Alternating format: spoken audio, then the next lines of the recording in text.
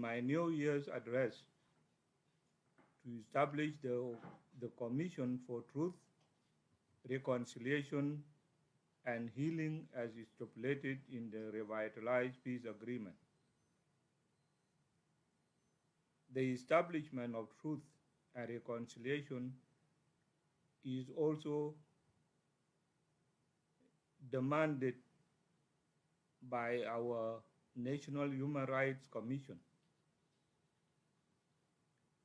The objective of the Truth and Reconciliation Commission is to receive the document complaints and eyewitness reports of the victims of the tragic events in both 2013 and 2016. Personally, it is in my best interest for the people of South Sudan, especially the victims, to know exactly what took place during those two unfortunate events. Having said this, I would like to state that we are aware of and acknowledge the views of those who see the establishment of hybrid court for South Sudan as the priority. However, we also strongly believe prioritizing punitive justice will take away from the goal of reconciliation, which is what is needed the most in our country. Ladies and gentlemen of the press, the government do not deny, minimize, or shy away from prosecuting those who committed crimes. We have demonstrated this through our actions. We have prosecuted people and imposed considerable prison sentences to those who were found guilty, including our own soldiers. I am also mindful that what we have done and the position we have taken on issues related to human rights violations are not shared by some of our partners. At times, this creates a situation where our views are misrepresented in the reports compiled by them. This situation cannot serve the interests of the victims who suffer atrocities. If any,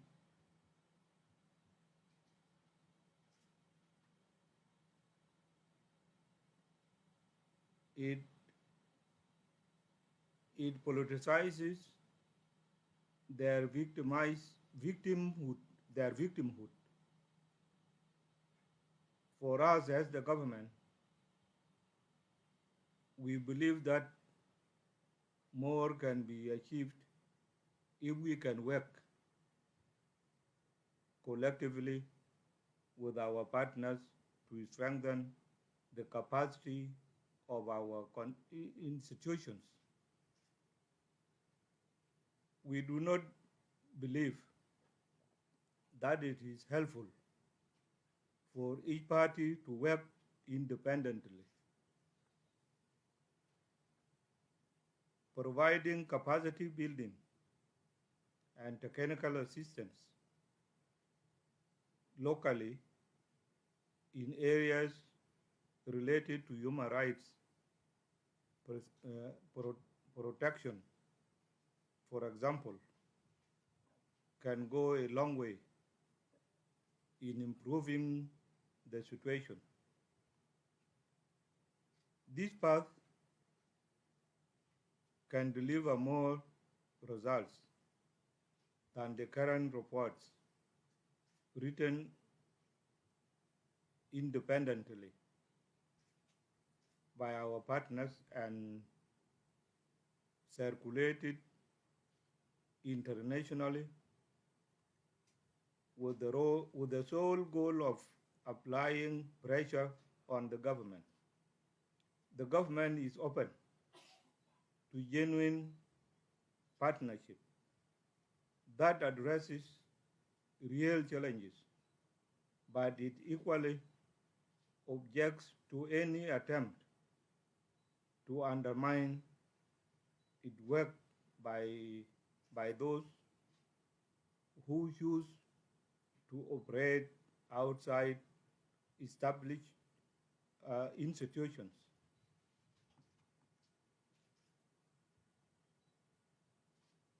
With all we are going through, real cooperation with our partners is an ideal path for us. For instance, we are faced with prevailing insecurity in certain parts of our country,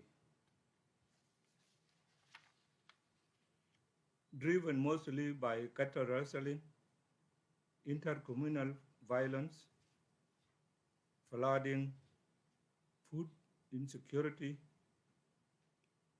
issues, food insecurity induced by climate change. These are areas where we can collaborate to achieve desired results for the people. We also need this real partnership in the implementation of the revitalized peace agreement, which we are committed to implement despite the challenges we are facing. The revitalized peace agreement we are implementing is an ambitious document. This fact is often discounted by those who think it should be implemented overnight. The full implementation of this agreement cannot be done without having a sustained dialogue among the parties. In the process of dialogue, we as parties to the agreement at times hit minor bumps on the road. In light of this,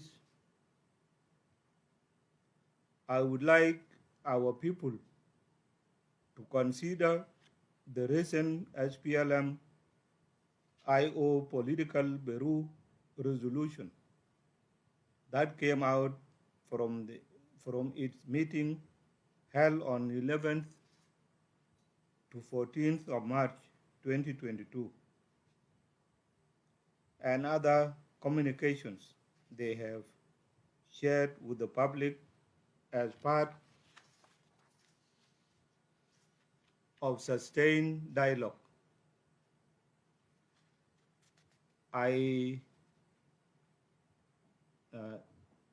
Sustained dialogue I just mentioned. These kinds of conflicting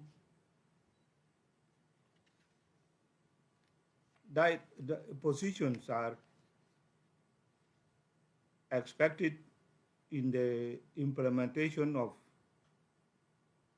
a complex agreement like ours.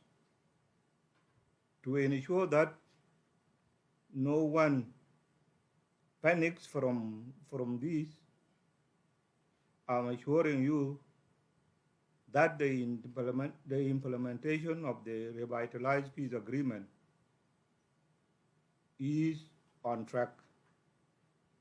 We all consider this agreement as the path to our stability, and I'm committed to working with our partners to implement it. For the implementation of the revitalized peace agreement to be genuine, we need transparency on the root causes of the conflict. It is for this reason that I am directing the National Security Service and its partner, the BRL law firm, to declassify all information about the conflict's genesis in their possessions.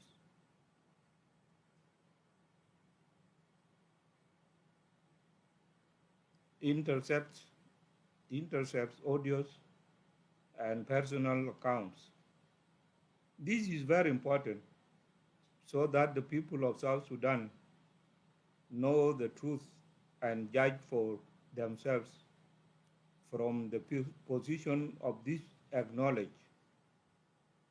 From this knowledge, we must say the truth, because genuine reconciliation has its basis on it. This will also support the process of healing in our country. Having said that, I need to state clearly that those who may be implicated by the declassified information that is going to be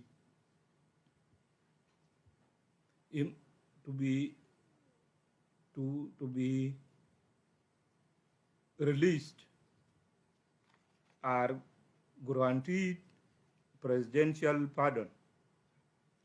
So there is no cause for alarm over this. All we are interested in is for the public to know the truth about the background of the conflict in our country. I hope after the release of this information, we can all move forward with permanent peace building that will create harmony and prosperity in our country. Thank you very much, ladies and gentlemen of the press.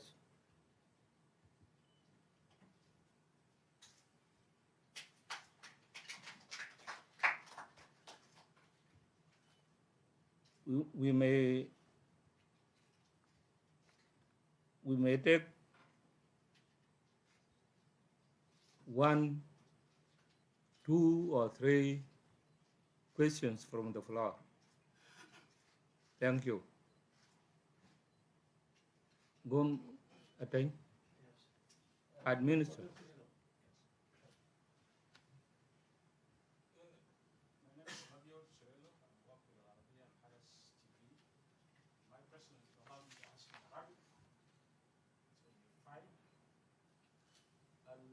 الوضع الامني ما كويس، ده السؤال الموجود في الشارع العام. هل الوضع الامني في جوبا بالتحديد ما كويس؟ هل هناك اتهامات لاي تحركات لمسلحين او متمردين او مندسين حول العاصمة جوبا. This is my first question. السؤال الثاني، بعد التصريحات من قبل المتحدث الرسمي للجيش والدفاع جنوب السودان المتحدث الرسمي للمعارضة بأنه ربما جنوب السودان حتكون في حرب شامل، أنت كرئيس لهذا البلد ما هو ردك؟ السؤال الأخير. لا سؤال اثنين كفاية. ممكن اثنين كفاية لك. اثنين كفاية. دقيقة بس. خلي الرئيس يجاوب ده. بعدين أنا I'll take another question. Your first question was the insecurity in Juba. ما في مشكلة بتتأمن في شوارع بتاع جوبا. اللي قاعد يعملوه في جوبا ده normal thing. ممكن يحصل في أي دولة. لأنه في جوبا هنا في ناس مجرمين دخلوا نفسهم في صفوف بتاع المواطن.